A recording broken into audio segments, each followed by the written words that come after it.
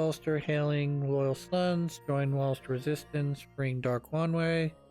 Later broke his ties after opposing the Duke's plan to unite people by slaughtering Ulsters at Balmamusta, currently hiding with his sister Skashua, waiting an opportunity to overthrow the Duke.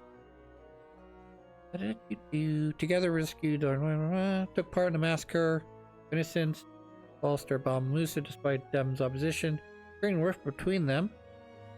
The Duke rewarded his loyalty by appointing him leader of the resistance Third Spear. In order to do away with those who knew the truth of Balmamusta, he is now seeking to kill Danum.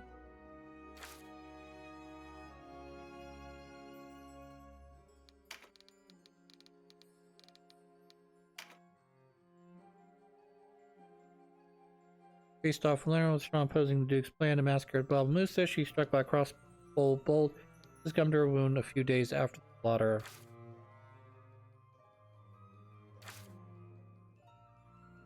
Leads the Liberation Front, once spread teaching of the Order of Philia, worshippers of the Great Father, but left after losing faith in the religion, went on to form the Liberation Front, aiming to end the war by revolutionary means. Backroom warrior of Liberation Front, she is the third eldest of 4 daughters of the Manu Vera, former archaegis of the Order of Philia. After a Buntabrian ousted her father from power, Mother Deitch parted ways with the Order and joined her sister Kyria in forming the Liberation Front. She captured by pirates while off the sea coast of Carosto. Though many of her comrades were slain, Den's forces set her free in a daring rescue. Would look similar.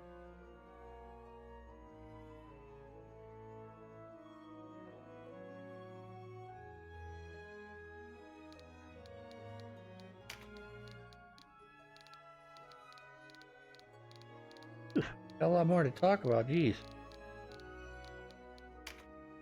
Hailing from Giostro, Caesaro, he and her brother took up arms with the resistance after the parents died in the first engagement between Galistani and Wallister forces. Both accomplished archers, among the best resistance had in the field. They were never stationed far from the front lines, however their company was smashed by a massive counteroffensive launched by the Galistani.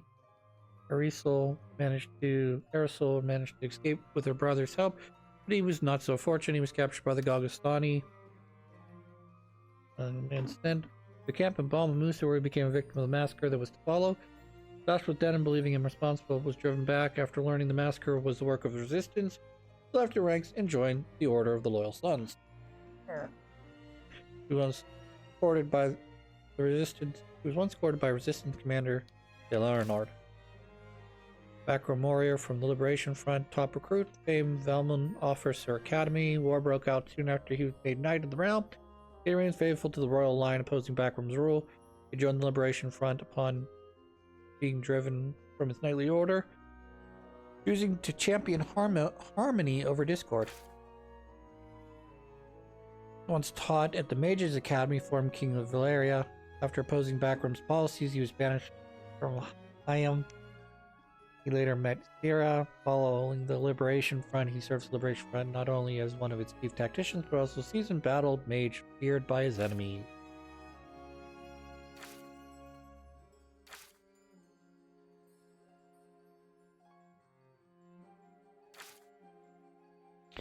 Soldiers within the Royal Resistance, he self-sorted trades his services with coins, willing to take on a task for the right price, but they said he would sell his own mother to line his pockets.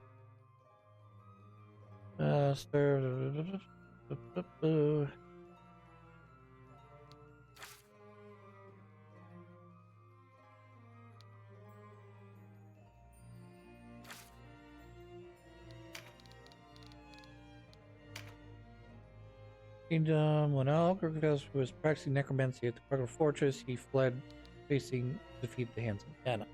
Okay, we knew that right. Alright, last couple here. Served in his clan in battle, a professor or soldier, member of the order under the banner of the Hierophant Balbatos. Since before the escalation of the war, he cut his teeth in battle against many dissidents. By countless brushes with death, his name is widely known even amongst the Rollister resistance, while tales of fierce warriors often feature men of bold, hard temperament. The Giron Lexatel and Pell was different. He possessed the dignity and strength of commander, of course, but at the same time there was a melancholy cast to his face. Perhaps it came from his many years spent upon the battlefield, where he suffered death of his men, even as he favored his many victories. After the resistance recaptured Almar Castle, he was ordered to defend the shores of Lake Baru.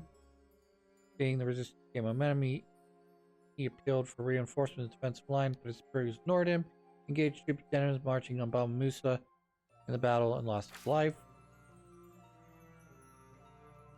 Scoundrels, Port Aston, seeing resurgence of conflict and opportunity rise in ranks, he was responsible for putting friends, many whom we call brother. Old crew, mostly illiterate, and Vance himself was not well educated, but experience on the rough side of the street gave him excellent insight and judgment, as he was just and fair with his men. His name's just a fusion is command only.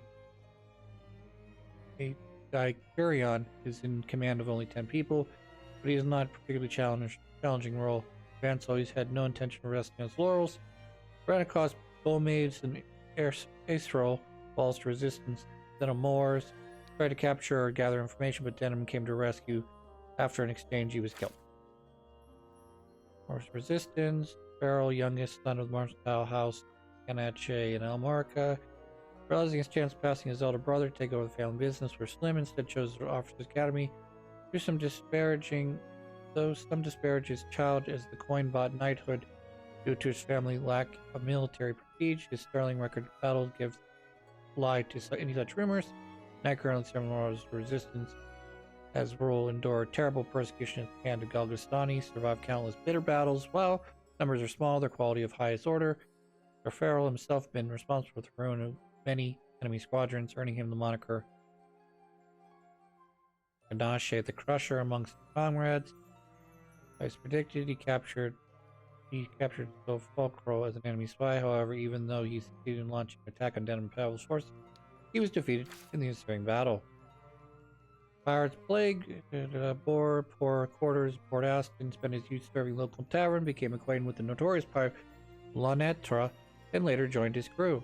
When Larcher was executed by the Valetian army, Benja took the helm in his stead. His wife, Vanille Theldry, born to nobility, became a pirate after Denson raided the vessel, blah blah blah. Raided the vessel. Take part. Garza raided the vessel on which she was taking, passed her aboard fortress, become a skilled pirate herself. Voyager stayed ashore watching over their den as an own fortress. After learning she carried Darza's child, Darza's attacked members of Liberation Front and Quadra Fortress, commandeering their ship and cargo, returning to Namasur Fortress with the spoils. He was killed by Sir Falkroot and Denham. He gave chase to free the hostages. Backroom, who wed the pirate Darza, she was born nobility in Barnesia, struck out on her own to escape the burden of her lineage. While at sea, her ship was attacked by Darza's pirates, was taken to Namibia Forest. She was unfazed by the threats of the violence. And Darza grew fond of her spirited nature, keeping her always by his side. Vel came to have feelings for Darza as well, and they married. First, they joined him on the raids, but later stayed ashore and watched over their den, learning out that she was carrying Darza's child. Although usually calm and collected in front of other pirates, she broke upon tears hearing Darza's death. She was slain in battle with Denham while attempting to avenge her husband's killing. Hooray! Talk to people. Currently, we have many titles, including Hero of Galiet, Corpse Dancer, The Fallen Hero, The Merciful, Man who of proven worth, agreed to rescue Sophia from pirates who took her captive. Boop, boop, boop. Okay. Music, player base, extras, back. Hooray! Alright, we're gonna go to Goliath, I guess. We're headed towards the Acropolis of Rhyme. Interesting. Also, the woods are open again. Hooray for me! I'm sure we're gonna get another battle right here. Nope. Fair enough.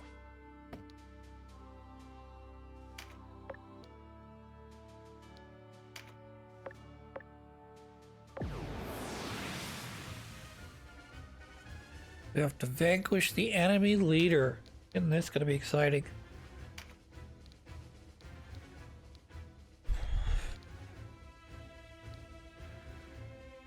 Got 4 guests now, which I cannot control, but I have to further protect over if I want to recruit them, provided they are recruitable. Let's scout the battlefield. Oh good, there are ninjas here.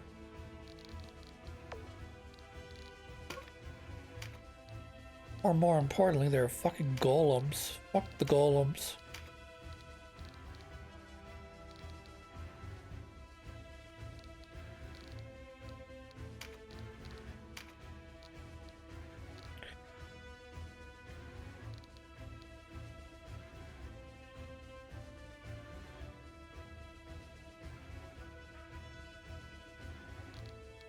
I can bring one more person. Do I bring a knight? Do I bring a Valkyrie? Do I bring another mage? Very diverse set of crew members right now.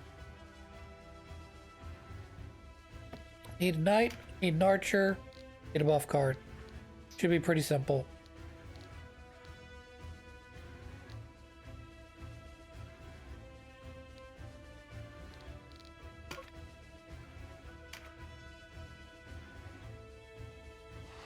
Goliath. That's me. I mean, that's where we're at. Denham? Here?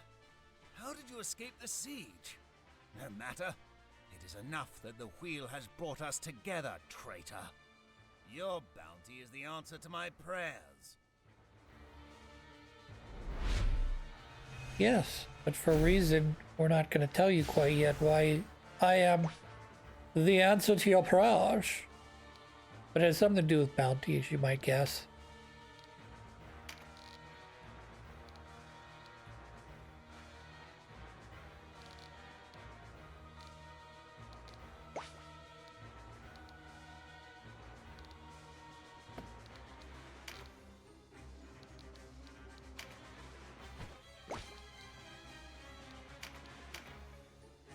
You know, you think about stuff and you're like, what should I do with this character? You say to yourself, any move is valid, right? And then 2 golems move and you're like, maybe I should have sent the griffin towards the golems because he can fly like my Hawkman can. Canopus. So perhaps using him to maneuver around these golems would be advantageous. Just speaking off the top of my head.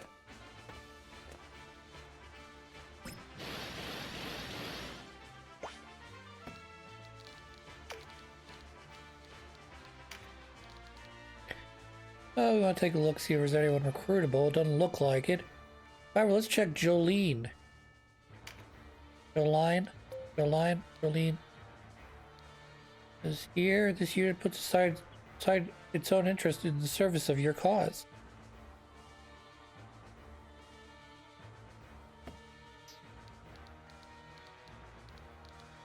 I don't know if that if that's talking about me, as in the person not openly discontent you don't speak. Okay. I'm not sure if that means that she's easily recruited or she's very loyal to the other side to the point that she's going to be impossible to recruit.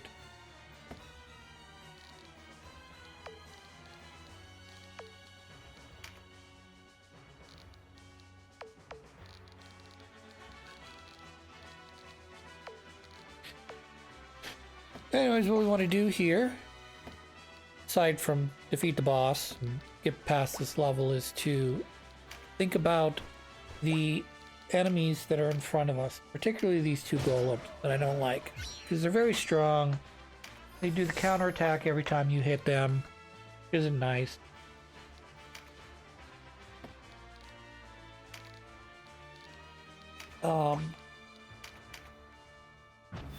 They're probably bad against magic if I had to guess. normally every unit has some sort of disadvantage to it. Like ninjas are very fast and they can hit twice, but they're very squishy. Versus your knights tend to be heavy, harder to deal damage, but are also slower, so they're not getting their turn as frequently.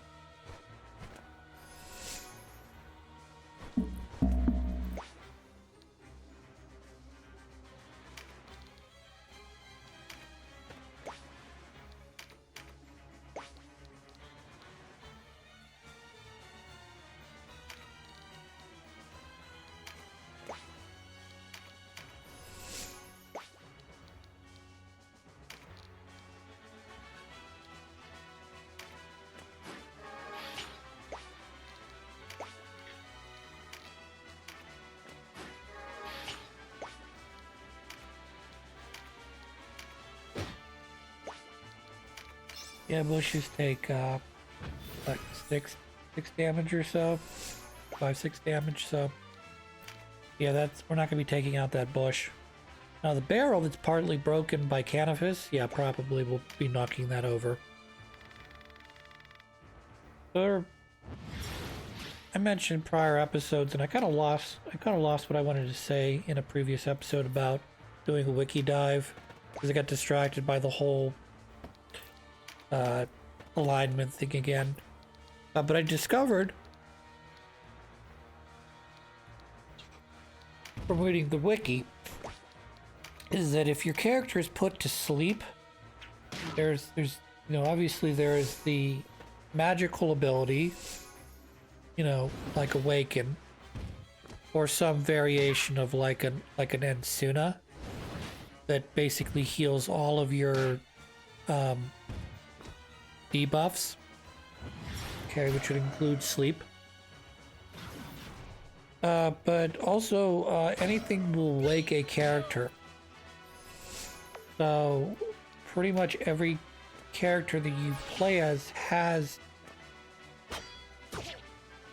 I shouldn't say all, but most characters have access to some variation of a range attack, which is always stone, or usually stone. If it doesn't do any damage, it does like 1 damage, okay? Or for units that like your archers that are dual-handing their bows. I'm mistaken when I say that. No, I believe they still get access to punch. So, 1 damage punch to wake somebody up instead of having to spend MP or a keeping a awaken item, whatever it's called in this game, on one of your characters because you think someone's gonna get put to sleep. It's like, well, A, save yourself the money and don't buy that because it's not necessary. B, you don't have to equip it because guess what? It's not necessary again. And you can do a low cost move like throw stone that'll bring up your character's turn faster as well, I think. There's like really no reason to use an awaken either in a spell or a consumable at all.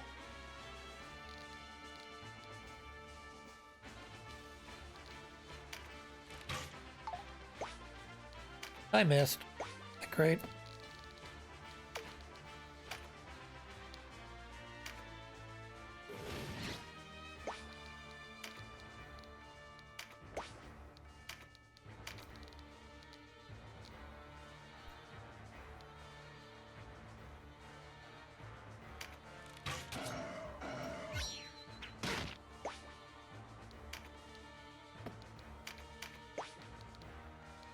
This is gonna be a long ass battle, I can tell. Of course, once we get past the golems, this will be over 1 major hurdle.